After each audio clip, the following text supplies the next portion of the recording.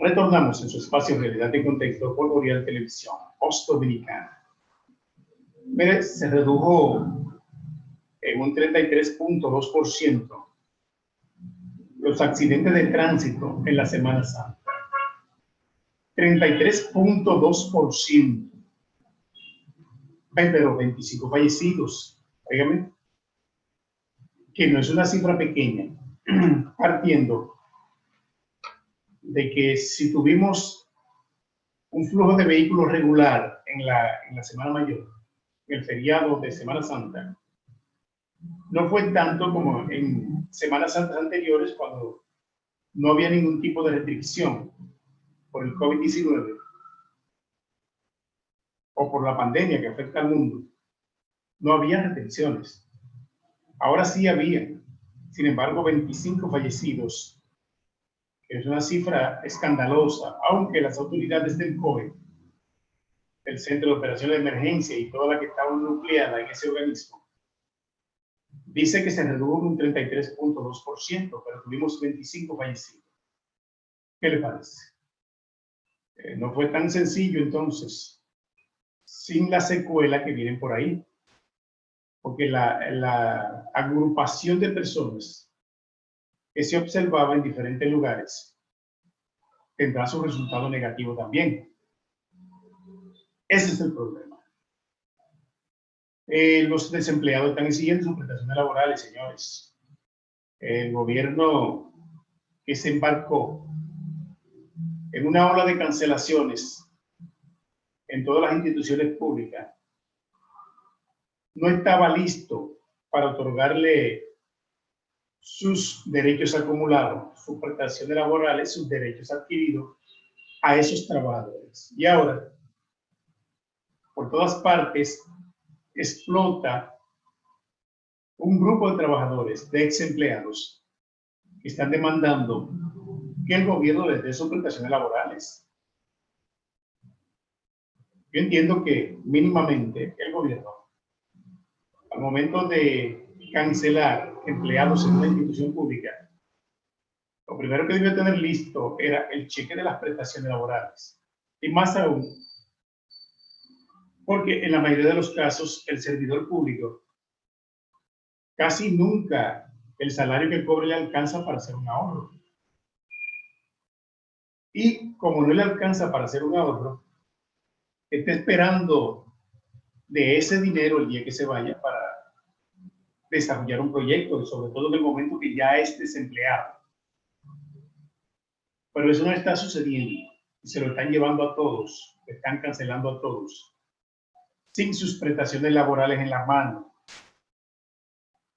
Y por eso, ahora fueron los del Plan Social de la Presidencia, los de Migración, por otro lado, los de todas las instituciones públicas, señores. Y esto ya el gobierno debe ponerle atención. Debe ponerle atención porque es una realidad que esos trabajadores necesitan el dinero que acumularon ahí por concepto de sus derechos adquiridos, para dedicarlo a la actividad que sea, que lo necesitan. Incluso parece que con la cancelación de los empleados públicos en las dependencias estatales se está actuando con mucha improvisación. Porque la semana pasada me llegó una información de que en el Hospital Periférico de Cienfuegos, doctor Rafael Castro, ahí cancelaron 40 empleados de golpe, 40, de un tablazo, como se dice aquí. Y en esos 40 cancelados estaba una doctora licenciada en farmacia, que por cierto fue respuesta ya, qué bueno, auxiliares y muchos empleados del área técnica. Me pregunto, ¿por qué? Cancelan un empleado que está haciendo una labor eficiente en un área técnica y no tienen el otro ahí mismo que le va a sustituir, y asimismo en las manos un cheque de sus prestaciones laborales. ¿Por qué no lo hacen? Es verdad que este gobierno tiene presión por los militantes, simpatizantes, dirigentes medios y de base de ese partido, el Revolucionario Moderno en el poder. Pero no es tampoco para una cacería de brujas, ¿verdad? Lo decía Donald Trump, o le acusaban de algo, una cacería de brujas. Ojalá no sea eso. Y que esta vez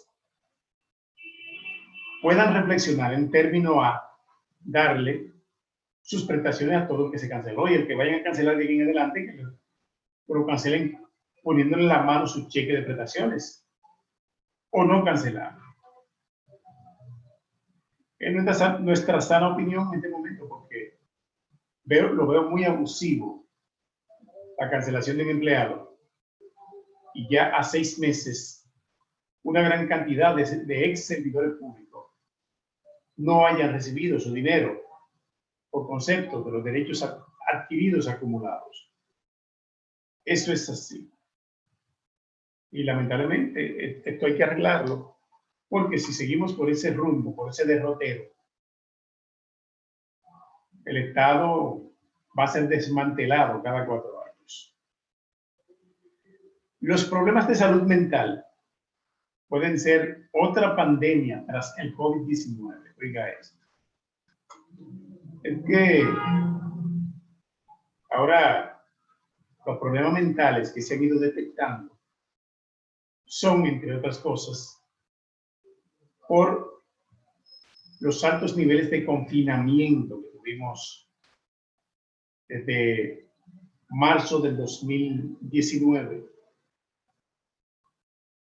¿Verdad? Marzo del 2020 a la fecha.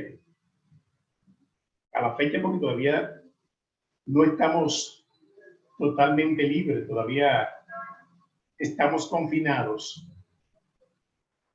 Y esa situación ha llevado a muchas personas a transitar por estados emocionales extremadamente preocupantes. Hay gente que están en tratamiento psiquiátrico, otros están en un cuadro depresivo en sus casas. Y fue precisamente por eso, porque el problema de la pandemia no fue solo el encierro y el confinamiento, sino que desencadenó en una serie de factores negativos para las personas y nocivos para la salud. ¿Verdad? ¿Cuáles? El desempleo, el contacto físico y otros factores preponderantes que no voy a mencionar en este momento, han incidido en ese cuadro depresivo que se observa en muchos pacientes que luego que se está haciendo una, digamos, una apertura gradual del país, es que comienzan a relucir todos los daños que se produjeron en los seres humanos durante esos días que el país estuvo encerrado. Mucho, que el ser humano no está hecho para el encierro, pero fue una necesidad, fue una gran necesidad. Y por eso nuestro país está entre los pocos que no tuvo un colapso total de su sistema de salud, que tuvo más o menos controlado el COVID-19. Pero fue precisamente por esos controles estrictos que se pusieron a tiempo para evitar propagación. No obstante, pese a todo eso, hay varios contagios desde marzo a la fecha. Varios, y los fallecidos más de 3,000.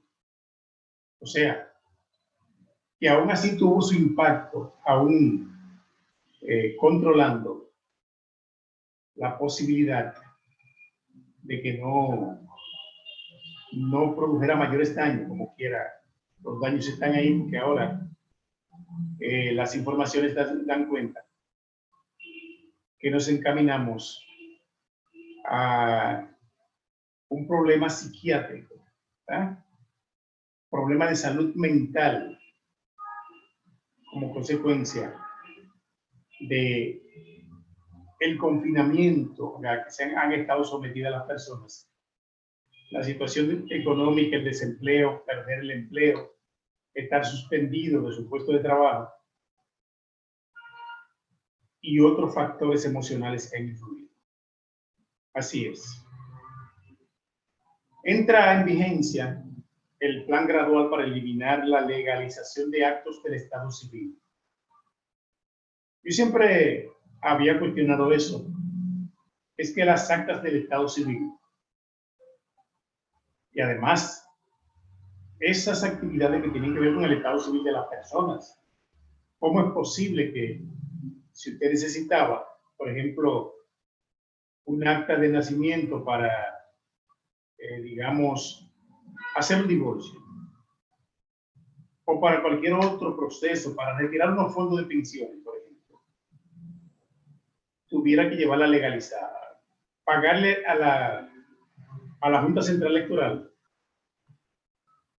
el valor que cuesta el acta de nacimiento y pagarle otro valor por la legalización?